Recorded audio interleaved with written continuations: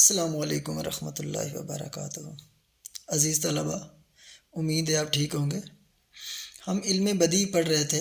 گزشتہ ویڈیو میں ہم نے علم بدیع کی قسم ثناء معنوی کے بارے میں پڑھا تھا، جس میں معنوں کے ہیر پھیر سے الفاظ میں یا جملوں میں یا شاعری میں خوبصورتی پیدا کی جاتی ہے۔ آج ہم پڑھیں گے ثناء لفظی کہ لفظوں کے ذریعے کلام میں کیسے خوبصورتی پیدا کی جاتی ہے۔ تو چلو دیکھتے ہیں ثناء لفظی کی کون کون سی قسمیں ہیں۔ ثناء لفظی کی چند اقسام ہیں، جن میں پہلی قسم ہے صنعت منقوط۔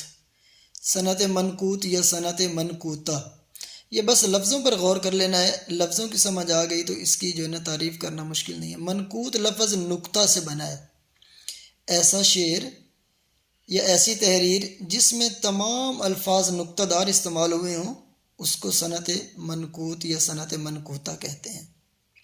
جیسے ایک مثال دیکھیے، نئے تیغ نئے شقی بچے، نئے تیغ زن بچے، بینی بچی نئے چین، جبیں زکن بچے۔ یہ فارسی کا شعر ہے، لیکن جتنے بھی لفظ اس میں استعمال ہوئے ہیں آپ ان کے معنوں پر غور نہ کریں، صرف یہ دیکھیں کہ یہ صنعت منقوط پر کس قدر درست ثابت ہو رہا ہے کہ ہر لفظ میں نقطہ آ رہا ہے۔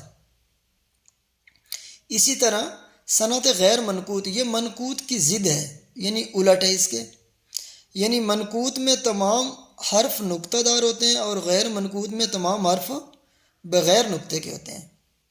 ایسا شعر جس میں کوئی لفظ بھی نقطہ دار استعمال نہ ہو صنعت غیر منقوطہ کہلاتی ہے۔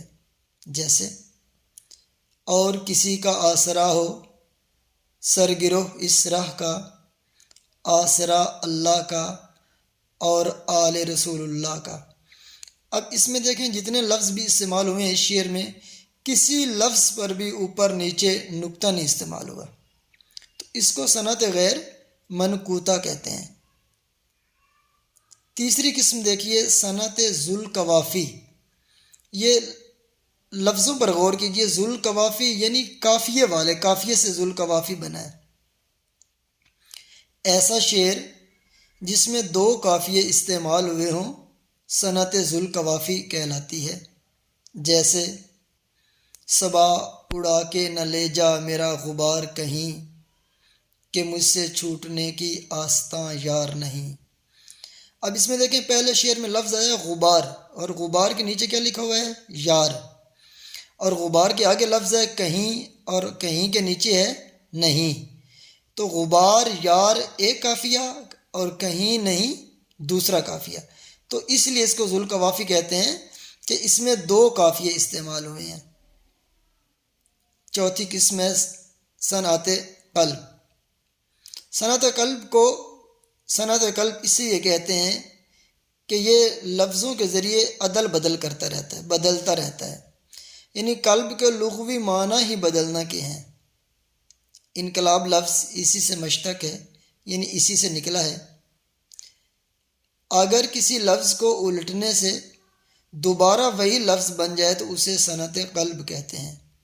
اسی طرح اگر کسی لفظ کے حروف عدل بدل کر سارے کے سارے دوسرے لفظ میں آ جائیں تو یہ بھی سب تقلیب کی ہی صورتیں ہیں۔ تقلیب مطلب قلب کی ہی صورتیں ہیں۔ تو اس کی قلب کی صورتیں ہمارے پاس تین، یہ دیکھیے، قلب کل، قلب باس اور قلب مستوی وغیرہ۔ اس کی ایک مثال دیکھیے صنعت قلب کی، دنیا میں ہے خزانہ لڑائی کا گھر صدا، دنیا میں ہے خزانہ ہے لڑائی کا گھر صدا، از رو غور گنج کو الٹو تو جنگ ہے۔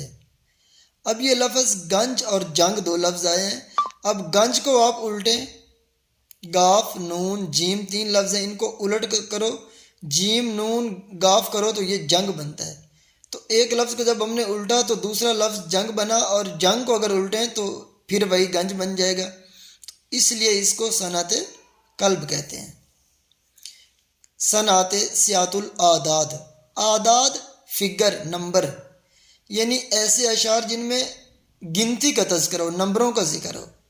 اشعار میں اعداد کا بالترتیب یا بلا ترتیب ذکر کرنا صنعت سیاق الاعداد کہلاتا ہے۔ جیسے وائے قسمت ایک گالی کی ہوئیں دو چار، وقت گفتن جب زباں پہ اس کی لکنت آ گئی۔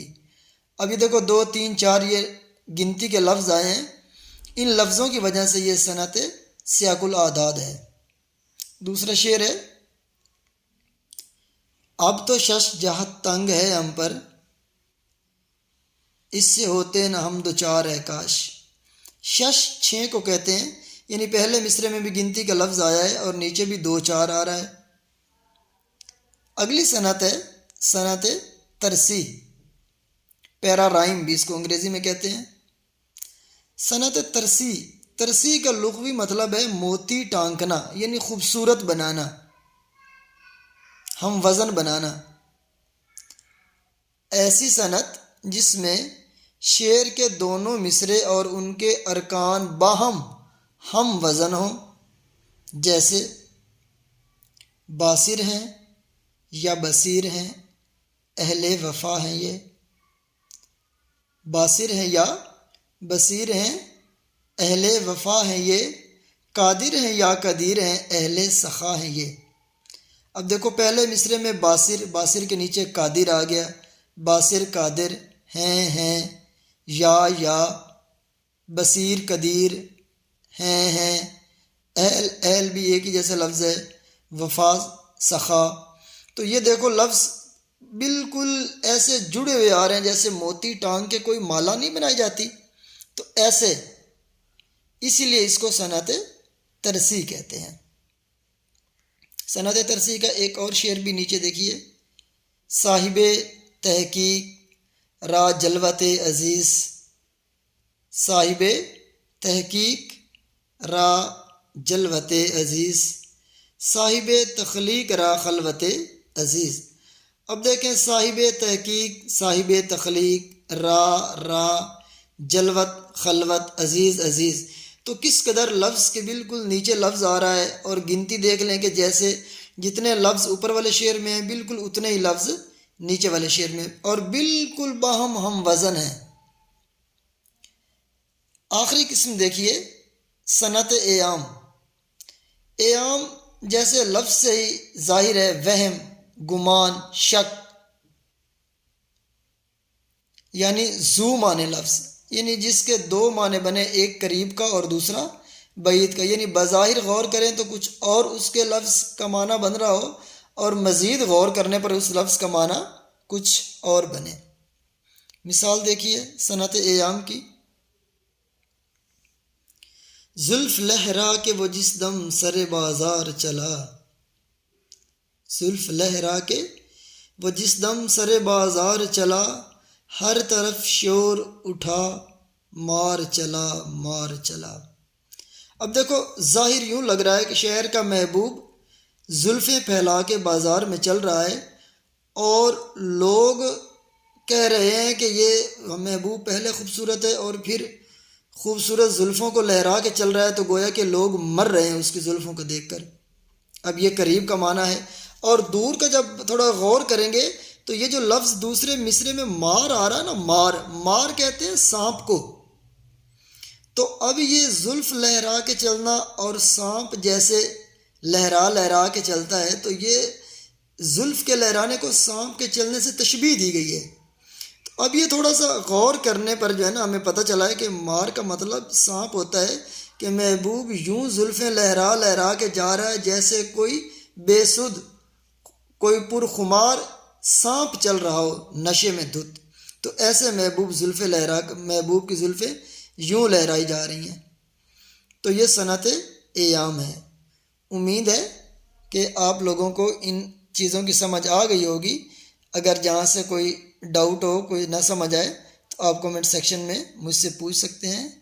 اجازت دیجیے، نیکسٹ نئی ویڈیو کے ساتھ حاضر ہوں گے، تب تک کے لیے اپنا بہت سا خیال رکھیے۔